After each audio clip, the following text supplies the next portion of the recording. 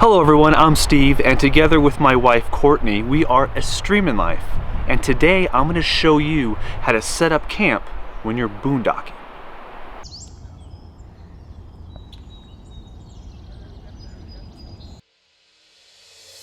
So first things first, what is boondocking? Boondocking means you're not in a campground. You're out in the wilderness, in the middle of nowhere. You have no hookups, no electric, no water connection. You are self-contained. You bring everything with you. Now part of that means that you're not going to have a nice level spot to park your rig. So the first thing that we do when we're boondocking is figure out how we're going to park, where we're going to park, and how we're going to orient the Airstream. Let me show you. So as you can see from this spot, this one's fairly level, and that's part of the process. In the area that we want to camp, we look for the most level spot we can. But you're not always going to find a perfectly level spot, and that's where blocks come in. So underneath these tires, we have blocks, and we have a set of 10 of these guys here. We only needed one under each tire in this case, but we've gone as high as I think 3.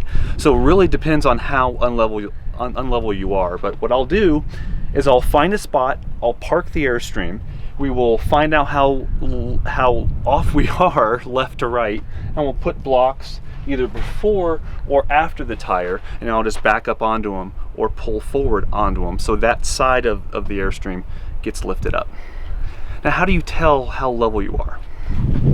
All RVs are going to be different, but in our Airstream we actually have a little leveler here, and it'll tell us how far off we are. This one doesn't really work too much. That was supposed to be front to back, but this one is what still works, and we rely on this a lot. And if your rig does not have one of those levelers on board, we have an iPhone, and the iPhone has a leveler. Same apps for Android, so use your phone, use an app, and set it along the RV in some way where it's straight, and that will tell you how off you are. So once we're done leveling left to right, we unhitch the truck, then we look at the level front to back, and that is where you just use your tongue jack to raise the front or lower the front depending on how level you are. And that's where our cell phone comes in, because as you just saw, our front to back leveler doesn't really work very well. Our iPhones work much better. And once we are completely level, that's where the stabilizer jacks come in. Now our Airstream has 4 stabilizer jacks. Most RVs have 2 in the front, 2 in the back. The important thing with stabilizer jacks is they are stabilizer jacks. They are not leveling jacks. So especially with an Airstream, you're not supposed to, those things are not designed to put weight on them. After this trailer is completely level, those stabilizer jacks come down and prevents the trailer from wobbling back and forth as you're walking around inside. The other important aspect of figuring out where your trailer is going to be is the patio. Now in our case, we wanted the patio to face the cliff, the trees, the mountains. We have a road on the other side. We don't want our patio to face the road. So that's just kind of one of those things that you have to look at and decide on, obviously, before you park and before you begin the leveling process. If you have solar, that's another big consideration. We do have solar. We have 500 watts on top of the Airstream. So we prioritize sunlight over shade. Now, if you don't have solar, you might not prioritize the sun, especially if it's in the summer. You want your trailer to stay cooler because you may not be able to run the AC while you're boondocking because you're not plugged in. So you might look for trees in the area and park underneath those trees. For us, we generally prioritize solar, so we want to stay away from trees for the most part so we don't have to run our generator. And speaking of our generator, we keep our generator and our water jugs in the back of the truck at the very end of the bed, so I could just flip up the window, flip down the truck gate, and pull out the water and generator as I need it. It's very easy, very straightforward. You certainly don't want to be fumbling around for those things when you need them. So after the Airstream is parked, we're leveled, we're oriented, we got sun or shade, depending on what your needs are. Then Courtney goes inside, opens up the fantastic fans, especially if it's warm outside, to start circulating the air. We can easily run our fantastic fans on our batteries, so that's not a problem. And with most rigs, ceiling fans don't use very much power, so you can generally run those things and get that airflow going. But any kind of fan does the job. She'll open up the windows as necessary as well to really get that airflow going. One of my jobs on the outside is to get these awnings up. Again, especially when it's hot. If it's in the winter time and we actually want the heat coming in, I probably won't open up the awnings.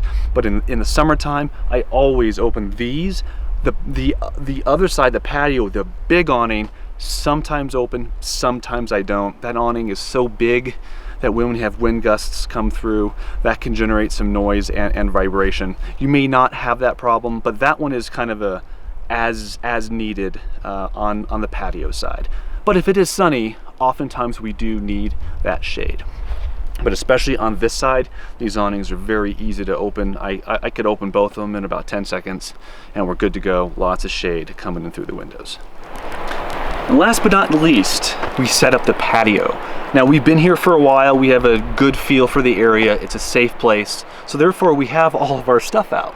But when we first get to a new area, if we don't know it, we may not pull everything out at once and just leave it out because we don't know how safe the area is, and we don't know what we have to deal with, whether it's people or animals for that matter.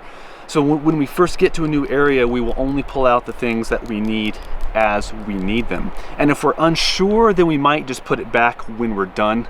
Like the grill, for example, we might grill up something for dinner, then put the grill back. Usually we don't have to worry about that, but that's always an option. And one of the first things we put out is our rug, because this prevents a lot of dirt and grime from getting into the Airstream. And by the way, we will use the rug even when we're in a campground. So our rug is not boondocking only, but it is especially useful when we're out in the middle of nowhere and you're covering up desert or mud or wherever you happen to be. The rug is always good to have. And we also put our seats on it too, so when we're out in the evening, we can take our shoes off and be perfectly comfortable, not having to, put our feet in whatever happens to be on the ground. So once everything is done on the outside, I will head in, put up our Verizon 4G booster if we need it, and that's on top of our Airstream right there. We've repurposed the TV antenna so it uses our 4G booster instead, because that's something that we use so much more often. And when you're boondocking, you often will need to use a booster because you're going to be out in the middle of nowhere and you may not have the best cell signal. So that thing helps a lot. And that's it for the process we use to set up when we're boondocking. If you have any comments or if you do something differently, please comment below.